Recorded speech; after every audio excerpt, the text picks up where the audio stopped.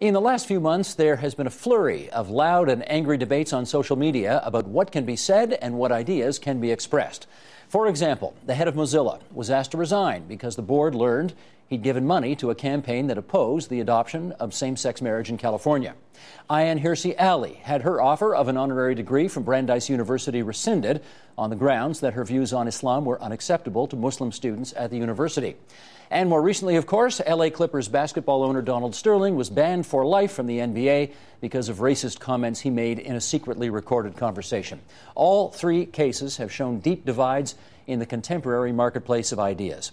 To help us understand the state of free speech, we welcome, in our nation's capital, Rachel DeCoste. She's a community organizer, motivational speaker, and Huffington Post blogger.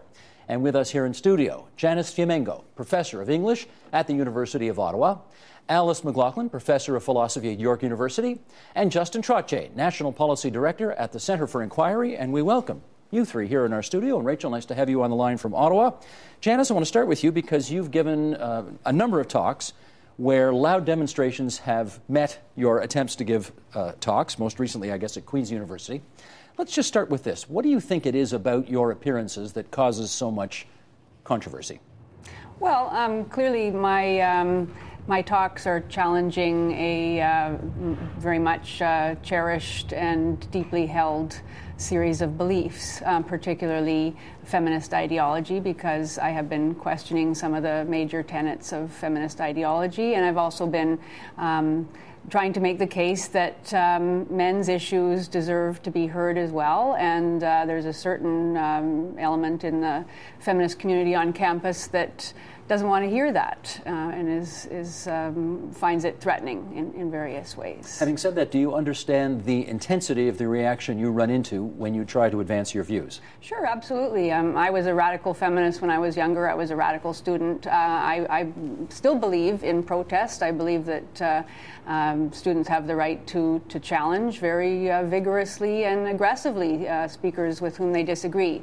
I guess where I draw the line is actually shutting down a speaker, which is what happened to me at the University of Ottawa. I wasn't even able to begin the talk, and I did eventually, after an hour of interruption, speak for about 15 minutes before the fire alarm went off. But obviously the useful Q&A that we were looking forward to couldn't take place, and I think discussions around these charged issues are really damaged when that kind of discussion can't take place. So that's too bad. Okay, Justin, to you now.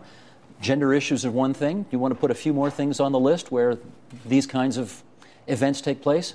Well, if we're talking about recent examples, very often we are seeing right-wing groups and right-wing perspectives that are often the target of censorship. Hasn't always been like this. I mean, if we go back to the 50s and 60s, there was a time when it was the left and their protests against perhaps the Vietnam War, their protests in favor of civil liberty legislations, ending desegregated schooling, that sort of thing. That was the contentious idea that was subject to censorship. But these days, it is criticism of feminism, of radical feminism. It is men's issues. It is abortion debates. My organization has been involved in debating abortion on campus. We take the pro-choice side, but very often these debates get shut down by well-meaning, but unfortunately not well-applying student unions that use the wrong methods to defend their morals, which they see to be superior to the rest of us. So whereas once upon a time it would have been, if I can sort of characterize it generally, left-wing student radicals unhappy with a particular issue, trying to shut down debate. Now you're seeing more of right-wing student radicals doing it.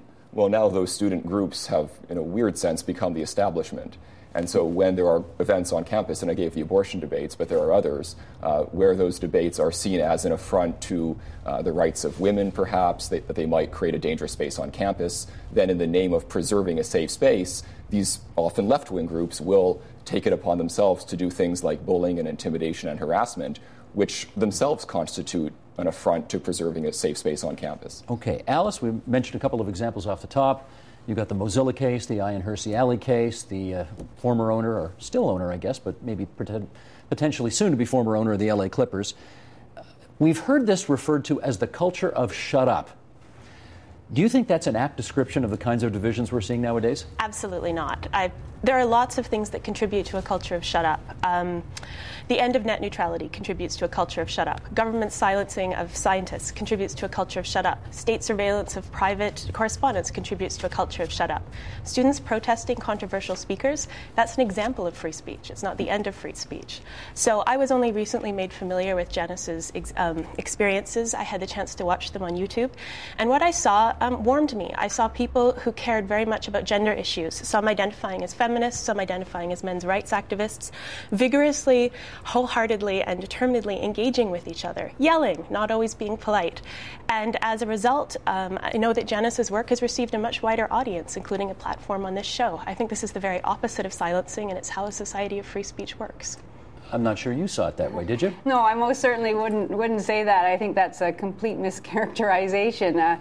What happened at Queen's University was precisely that. There were a lot of angry comments during my talk, laughter, heckling, that sort of thing. But the talk was able to go forward, and then there was a extremely heated, but I think productive question and answer period afterwards. That is the definition of free speech. When a speaker is actually not able to go forward with the talk, that is not an example of free speech in any way. That's bullying and intimidation, and it's, I think, to be deplored. I've had emails from people afterwards who talked about how they had driven, for 45 minutes because they lived outside of Ottawa to come and hear my talk. They weren't able to hear it because it was shut down by a few students who felt that they had the right to determine what ideas could be. Did you not see that? Oh, yeah, I would love to jump in. Thank you. Well, I think it's important to talk about what we mean by free speech. I care a lot about free speech. I teach John Stuart Mill. I'm committed to philosophy. We started because Socrates was silenced. Free speech means freedom from government interference and sanction. It doesn't mean freedom from consequences, and these consequences can include vigorous reactions, criticisms, protests. Unfortunately, it can even mean that the debate doesn't happen or doesn't go the way you'd want it to. I think sometimes consequences, if I may get in here, because I was at these events as well. The consequences were violations of university policy.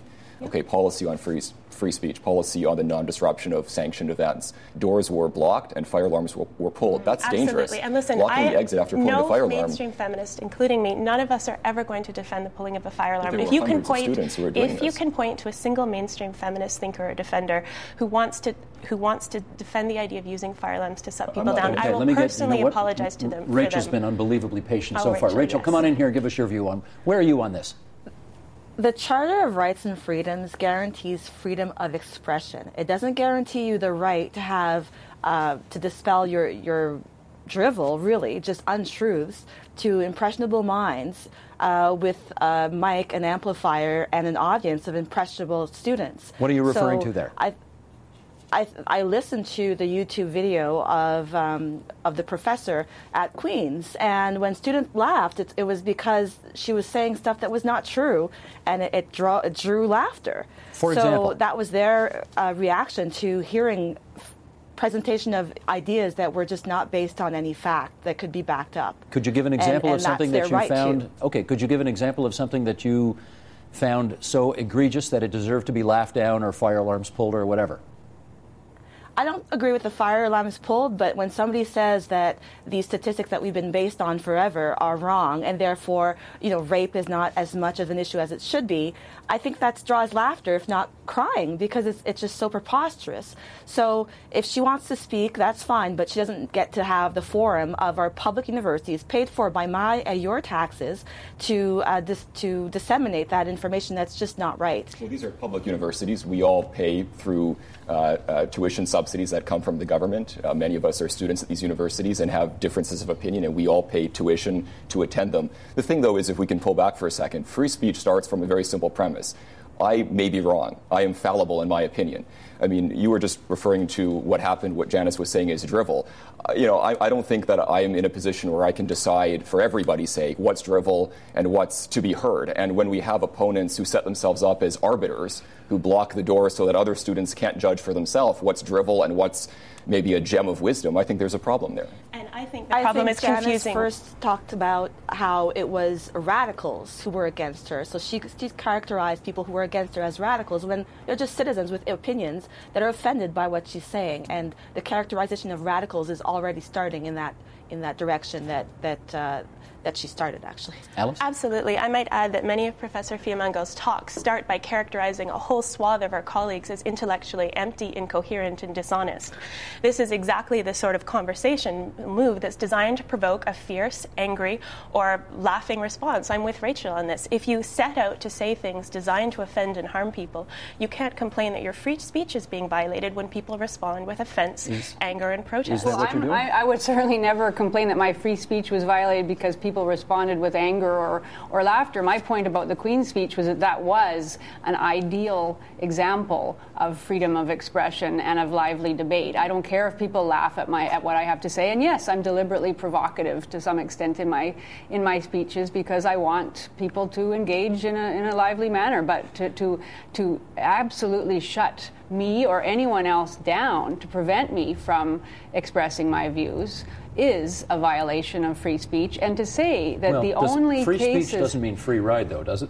No, and nor does it mean you're guaranteed a platform to speak. It doesn't mean you get to speak all the time. It doesn't mean that public universities necessarily have to make a place for you, or that if students at those universities want to protest you being given a platform to expound ideas they find harmful, offensive, insulting to their experiences, that they don't have the right to object to that. Come on back in whatever means they have. I mean, to say that objection and absolutely shutting someone down who has been invited by a university group who has rented the space that university group's dues go to pay for, and who has been, invited to speak to a group of students, some of whom want to hear what the speaker has to say that it's okay to shut that down, that doesn't somehow count as the suppression of free speech, seems to me absolutely nonsensical. The other problem is where all of this might lead. I want to see a safe space on campus preserved and people not being... Exactly. People, if I may just finish. Example is the last... If I may just finish. Hang on, let him finish. Because you don't know where I'm going with that. I want to see a safe space preserved on campus, okay? And I worry about the consequences. We're talking about consequences. If the route that we go, as we went, for example, at University of Toronto and almost at Ryerson, where we've seen events taking place, Janice, for example, and other speakers on men's issues coming to those universities, and because of the threat of a protest, universities decide to charge often thousands of dollars of security fees to supposedly preserve a safe space. But the consequences of that in the long run are that you are in fact rewarding people who engage in protests, sometimes law-breaking protests, where it actually does cross that line. And if we do that, we're actually sending a signal, please keep doing this. Keep harassing people at these events. Okay, let's let Alice back in. Keep protesting and keep speaking. I think we have to be very careful not to confuse criticism with control. So you're suggesting you're perfectly open to criticism as long as you get to control the manner in which it happens, the forum in which it happens, and so on. These students were using the forums available to them, street protest, which is one of the most fundamental aspects of freedom of speech. They were using every venue possible to them to debate vigorously exactly the ideas and concepts that there was absolutely debate. I witnessed it. I don't think you get to decide what counts as debate. Can I ask if everybody's... Let me just ask. It's sort of happening here. If everybody shouts at everybody at the same time, is that a reasonable debate? Is it a reasonable debate? Not necessarily. Is it a debate? Yes. Is it a desirable debate? Do I get to decide that all debate meets my standards of reasonable? Absolutely not.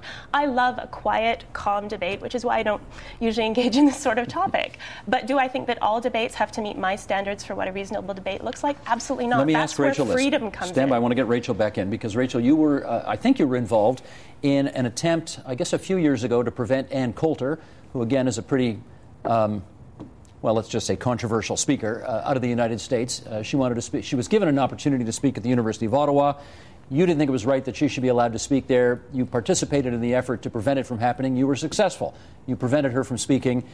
Why do you think it was the right thing to do to prevent her from responding to an invitation from the university to speak? Ann Coulter's shtick is already known. She blames all the problems of America on minorities. We know what that looks like.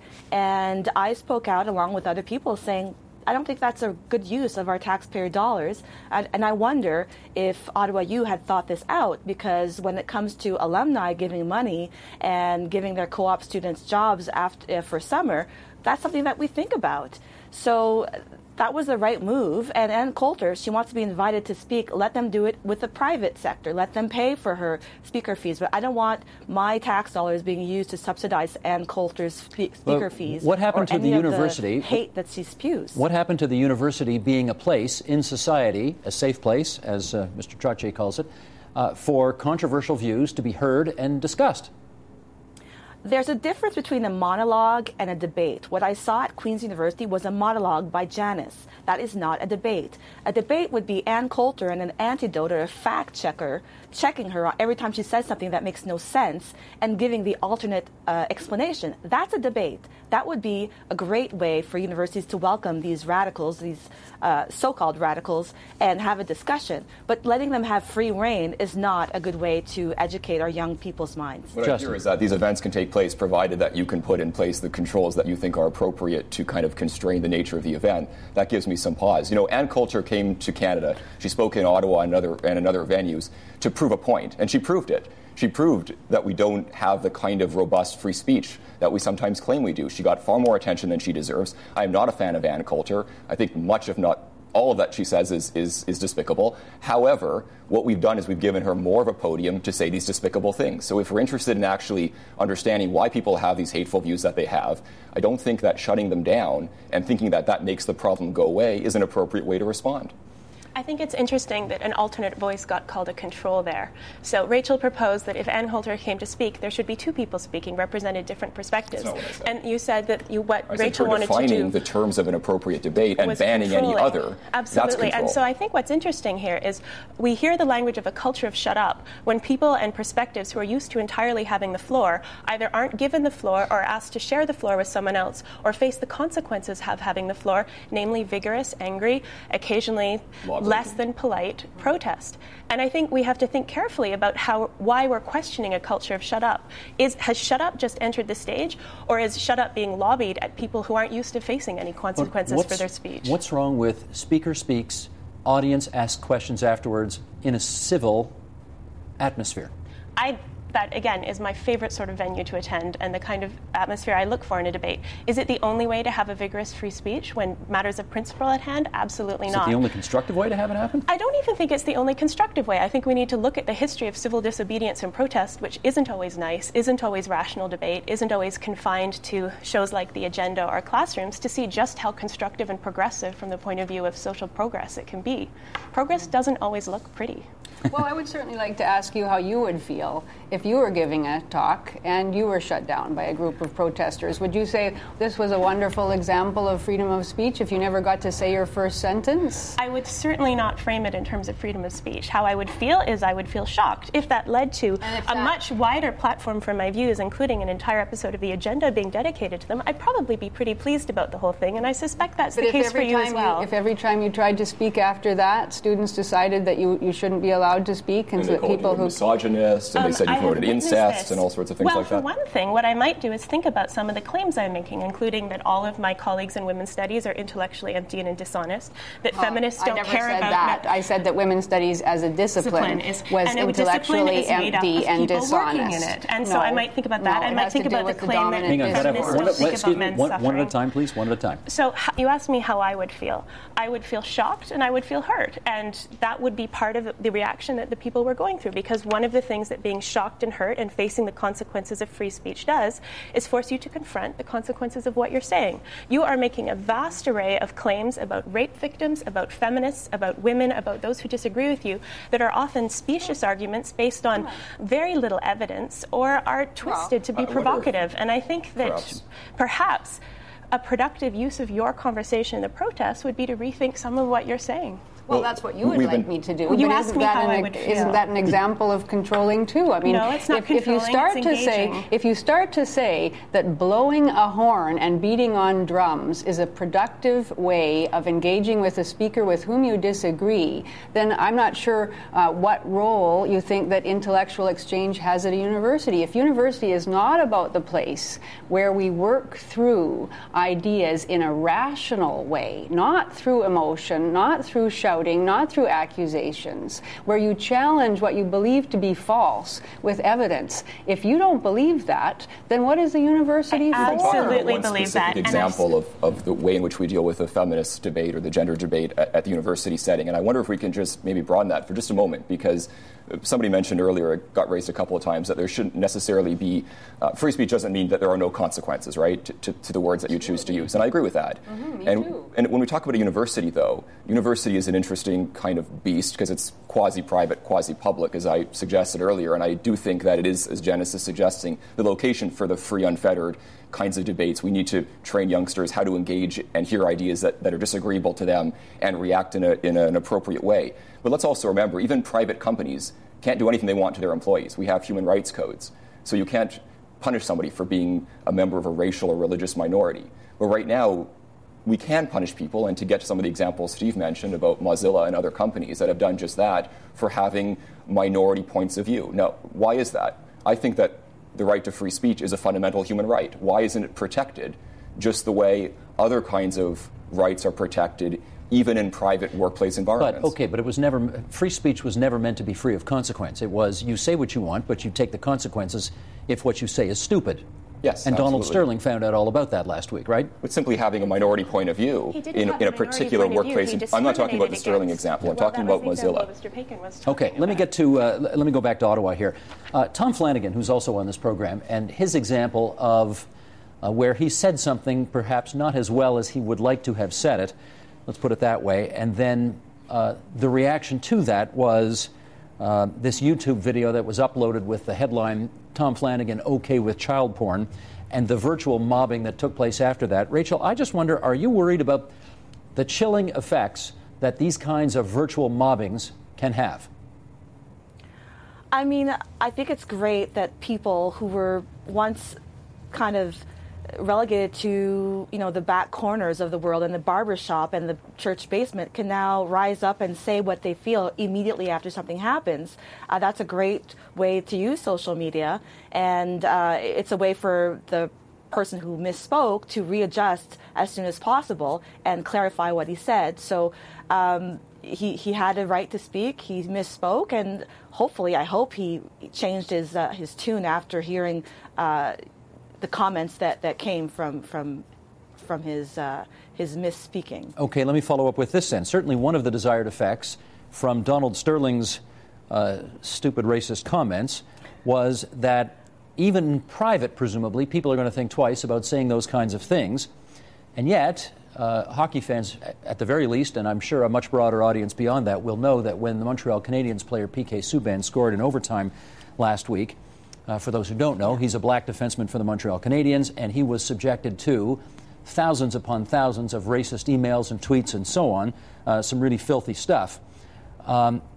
If you're anonymous, if you're not the owner of an NBA franchise, if you're not an all-star defenseman for a National Hockey League team, it's pretty difficult to police all this stuff, isn't it, Rachel? It is. It's impossible to.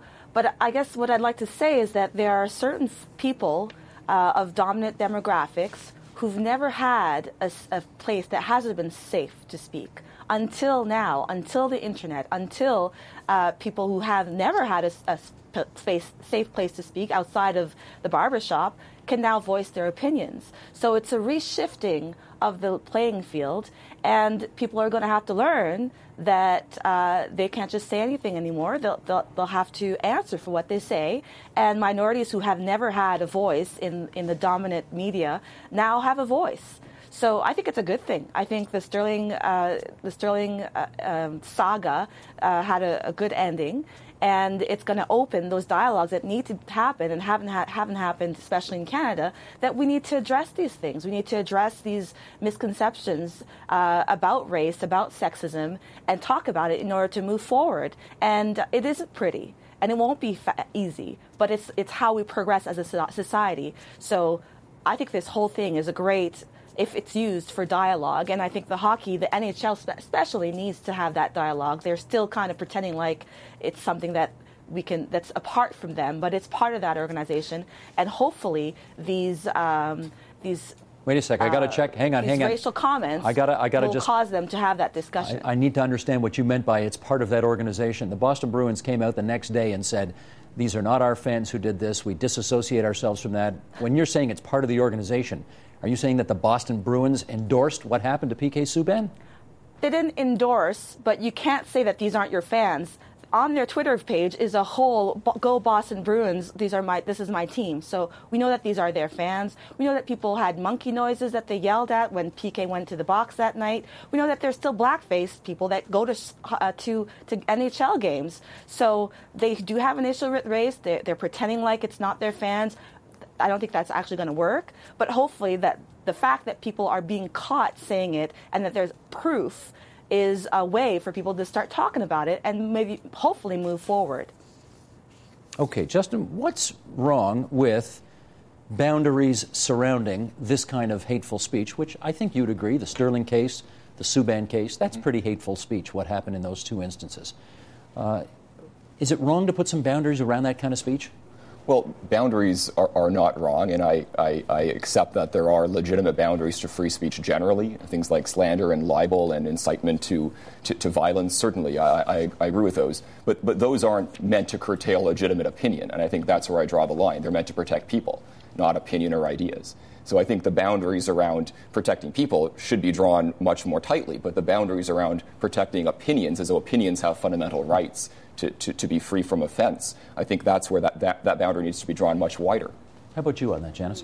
Yeah, well, that's my concern as well, that this idea that ideas somehow have rights and that ideas deserve to be protected. Ideas don't have rights. Ideas should be vigorously challenged and debated. And what's worrisome to me, especially in the university setting, where we are supposed to be able to debate ideas in a rational manner, and what seems to happen instead is that there is a kind of irrationality that comes in, that emotions suddenly matter as much as ideas, and that if someone is made to feel uncomfortable or outraged or hurt by an idea, that's somehow a legitimate reason, therefore, to shout and scream and blow horns or do whatever. That's where I really become very worried and think that we've really lost our way as a society if we aren't able to recognize that sometimes people's feelings are hurt as we thrash out ideas. I want to give a real life example of something that happened actually on this program and get your take on it. Several years ago, when Dwight Duncan was the Minister of Finance in Ontario, he made some changes to a particular program in a budget that the group involved really objected to. And we had a public town hall at the Monk School on this. And in the midst of our interview, a number of people in the audience rushed the stage, and they shouted him down, and they opened up their banners and signs, and we had to go off the air. I mean, we literally there was no point in continuing. We had to go off the air and have them escorted out and then continue, because the promise, of course, of this program is a safe, reasonable place to have a conversation and a debate. Was that an acceptable thing that happened? Well, I think your example actually brings up something nice, and that's that there isn't always a clear distinction between ideas and people. It wasn't ideas who rushed the stage. It was people who were directly hurt by the effect of this program. And the examples that Justin and Janice have both alluded to, they're talking about ideas shouldn't have rights. We're concerned with people protecting ideas. But Donald Sterling wasn't presenting a view about ideas. He was insulting people. The people who used racist slurs and blackface against a hockey player weren't insulting ideas or expressing ideas. They were hurting a person. And if you're a rape apologist, you deny a rape culture, you say that victims of rape are responsible by their conduct or their dress or so on, you are hurting people. So you're not just making people uncomfortable, you're not just challenging their view, you're not just opening up a provocative statement that might lead to an interesting conversation. You are silencing them by telling them they don't matter, they don't have value, they don't have the same place at the table that you do. There isn't a place at the table for them. And throughout history, the most powerful and brave response to the kind of message that says you're not valuable, you're not smart, you don't belong here, is for people to use every means possible to express the counter view, which is, I belong, I have a right to speak. Okay, that isn't always pretty, and it isn't always polite. We got a couple of minutes left here. Rachel, taking offense these days seems to change all the rules. It seems, some people argue, that once offended, one doesn't have to explain why that idea is wrong. Offense is enough. That's a view held by many. What's your view on that? offense is not enough. It's good to explain the offense, but sometimes it's easier to offend in a bumper sticker way of, a couple of words than to explain why it's offensive.